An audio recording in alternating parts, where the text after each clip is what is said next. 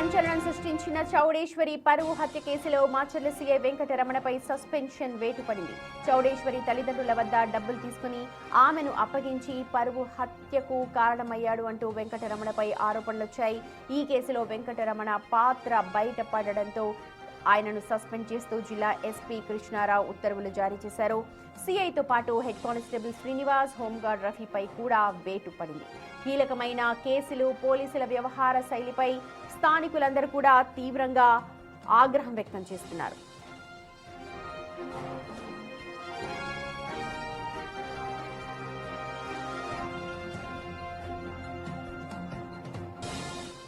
చౌడేశ్వరి ప్రేమ వివాహం ఇష్టం లేని కన్న తండ్రే కూతురును చంపినట్టుగా పోలీసుల విచారణలో తేలింది.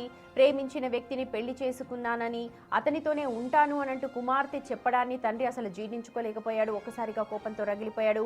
నాన్న నన్ను కొట్టద్దు, నాకు పురుగు మంది ఇవ్వు, తాగి చచ్చిపోతా అంటూ వేడుకున్నా సరే అసలు కనికరించలేదు. చిన్నప్పుడు తన గుండెల మీద కూర్చుని ఆడుకున్నది అన్న వాత్సల్యం కూడా మరిచిపోయి కూతురు గుండెల పైన కూర్చొని ఊపిరాడకుండా చేశాడా కసాయి తండ్రి.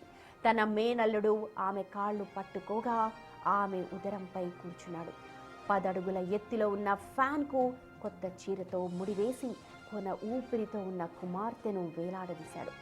ఆత్మహత్య చేసుకున్నట్లుగా దాన్ని చిత్రీకరించాడు.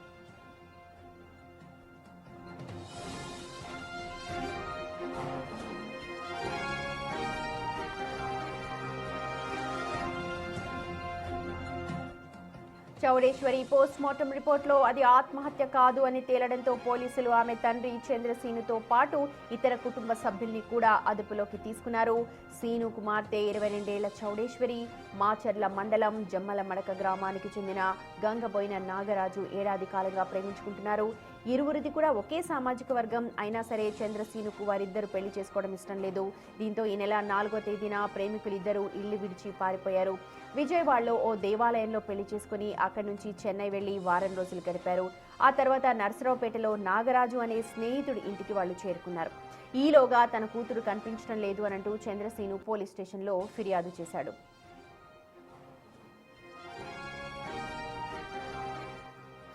యువతి తండ్రి ఫిర్యాదుతో పోలీసులు గత నెల 15న నర్సరావుపేటలో నాగరాజు, చౌడేశ్వరులు ఉన్నట్టుగా గుర్తించారు.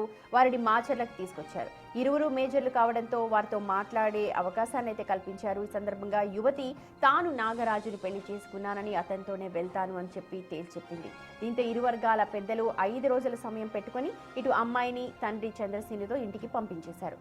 అయితే గత నెల 18వ తేదీన చౌడేశ్వరి ఇంట్లో ఫ్యాన్కు వేలాడుతూ శవమై కనిపించింది. విచారణ చేపట్టిన పోలీసులు తండ్రే కన్న కూతుర్ని చంపినట్టుగా తేల్చారు.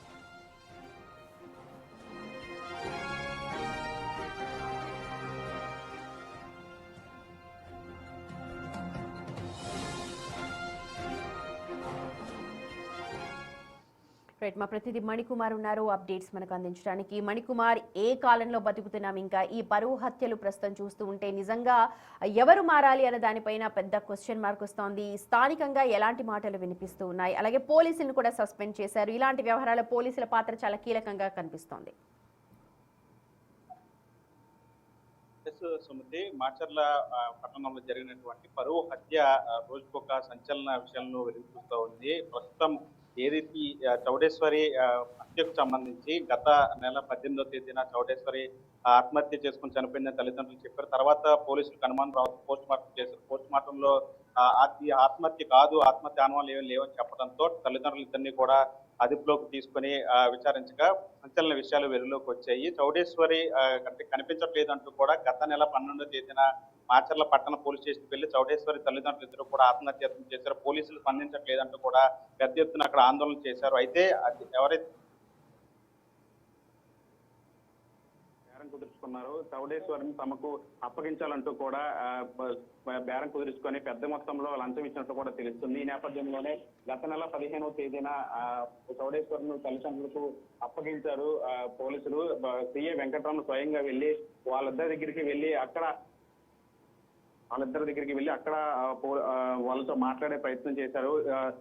మేమిద్దరం పెళ్లి చేసుకున్నాము, మేజర్లము, ఒకే సామాజిక వర్గానికి చెందిన వాళ్ళము, అయినా సరే ఎందుకు మీరు విడదీయాలని చూస్తున్నారని అడిగినప్పుడు పోలీసులతో కొద్దిసేపు వాగ్వాదం జరిగింది. అయినప్పటికీ కూడా చౌడేశ్వరిని బెదిరించి అక్కడి నుంచి తీసుకెళ్లి తల్లిదండ్రులకు అప్పగించినట్లు కూడా మనకి తెలుస్తోంది. ఆ సమయంలో 5 రోజులు మణికుమార్ ఎంత మొత్తంలో సిఐ డబ్బులు తీసుకున్నాడు అన్న వివరాలు ఏమైనా తెలుస్తూ ఉన్నాయా?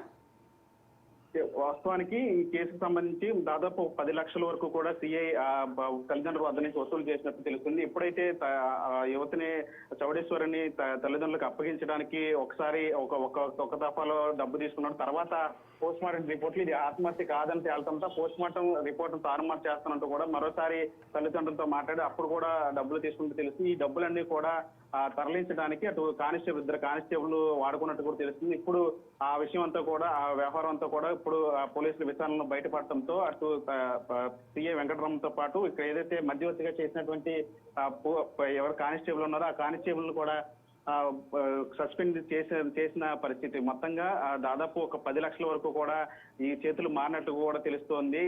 కేవలం సిఐ వెంకటరామని స్వయంగా ఇదంతా ఘాతుకానికి పాల్పడినట్లుగా కూడా మనకి తెలుస్తా ఉంది. అయితే మణికుమార్ పోలీసులు వాగ్వాదం తర్వాత పెద్దల సమక్షంలో ఇద్దరు పిల్లల్ని కూడా ఎవరింటికి వాళ్ళు తీసుకుపోయారు. Fine, okay. అయితే తర్వాత చౌడేశ్వరి అక్కడ ఆత్మహత్య చేసుకున్నట్టుగా చిత్రీకరించాడు తండ్రి. ప్రస్తుతం మరి నాగరాజ్ ఎక్కడున్నారు? వాళ్ళ కుటుంబ సభ్యులు ఏం చెప్తున్నారు? ఎస్ సుమతి, ఇప్పుడు ఇదే చర్చనీయాంశంగా మారిందని చెప్పాలి. నాగరాజు ఇప్పటి వరకు కూడా అడ్రస్ ఎక్కడ కూడా లేదని చెప్పాలంటే చౌడేశ్వరిని గత నెల 15వ తేదీన సిఐ వెంకటరామనాథ్ నీ భార్యని మరొక 5 రోజుల్లో అప్పగించేస్తాము, ఒకసారి ఇంటికి వెళ్ళి వాళ్ళు మాట్లాడుకుని వచ్చిన తర్వాత ఖచ్చితంగా 5 రోజుల తర్వాత మళ్ళీ భార్యను తిరిగి అప్పగిస్తాము అని చెప్పిన నేపథ్యంలో నాగరాజు కూడా దానికి ఒప్పుకొని చౌడేశ్వరిను పోలీసులు వెంట పంపించారు, తల్లిదండ్రులకు అప్పగించారు. అయితే ఆ సంఘటనల తర్వాత ఇప్పటి వరకు కూడా నాగరాజు ఎక్కడ కూడా బయట కనిపించలేదు.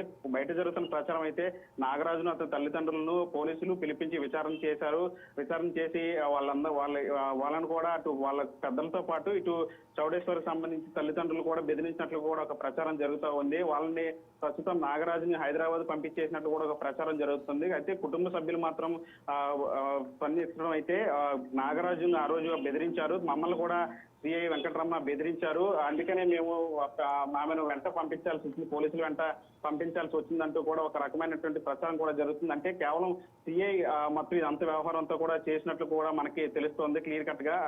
నాగరాజును అదేవిధంగా చౌడేశ్వరిని బెదిరించి తల్లిదండ్రులకు అప్పగించారు, వాళ్ళ దగ్గర డబ్బులు తీసుకొని.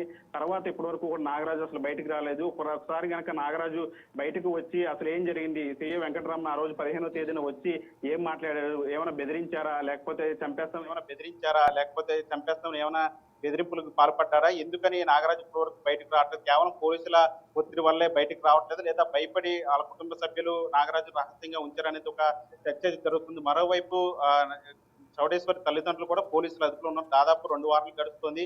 ఇప్పటి వరకు కూడా కేసుకు సంబంధించి విచారణ జరుగుతుందన్న మాట తప్ప ఇప్పటి వరకు కూడా చౌడేశ్వరి తల్లిదండ్రులు అరెస్ట్ చేయడం కానీ, లేదంటే పోలీసులు ఇది పూర్తిగా కూడా ఇది పరువు హత్య జరిగిందని చెప్పి పోలీసులు కూడా ఎక్కడ కన్ఫర్మ్ చేయట్లేదు. మొత్తంగా అటు ప్రేమించి పెళ్లి చేసుకున్న వ్యక్తి ప్రేమించి పెళ్లి చేసుకోవడంతో ఇష్టం లేని పెళ్లి చేసుకుందని కన్న కూతురిని కడతీర్చిన తల్లిదండ్రులు ఒకవైపు పోలీసులు అదుపులో ఉన్నారు, వాళ్ళని ఇప్పటి వరకు కూడా అరెస్ట్ చూపుతారు. మరోవైపు ప్రేమించి పెళ్లి చేసుకున్న వ్యక్తి చనిపోయిన తర్వాత ఇప్పటి వరకు కూడా భర్త నాగరాజు ఎక్కడ కూడా బయట కనిపించలేదు. మొత్తంగా ఈ వ్యవహారానికి సంబంధించి సిఐ వెంకటరమణ జోక్యం చేసుకుని డబ్బులు తీసుకొని మొత్తం వ్యవహారం నడిపించడంతో మొత్తం అటు తల్లిదండ్రులు పోలీసులు కటకటాల పాలైనట్టు తెలుస్తుంది. మరోవైపు నాగరాజు కూడా అడ్రస్ లేకుండా కనిపించకుండా పోయిన పరిస్థితి. జీవితాంతకాలం కలిసి బతుకుతామని ప్రేమించి పెళ్లి చేసుకున్న ఒక నవ జంటను విడదీశారు పోలీసులు.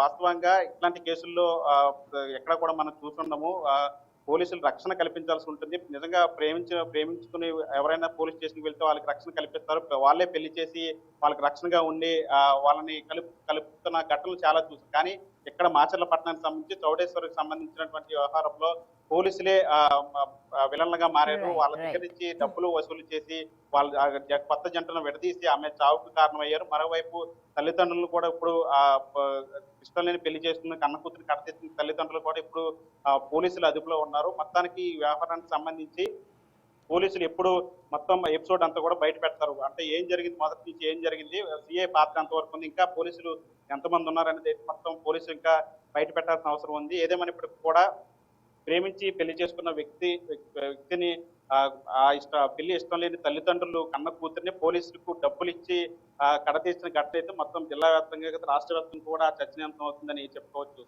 రైట్ మణికుమార్, మొత్తానికి భర్త నాగరాజు బయటకొస్తే కానీ మరిన్ని విషయాలు ఈ కేసులో వెలుగు చూసే అవకాశం ఉంది.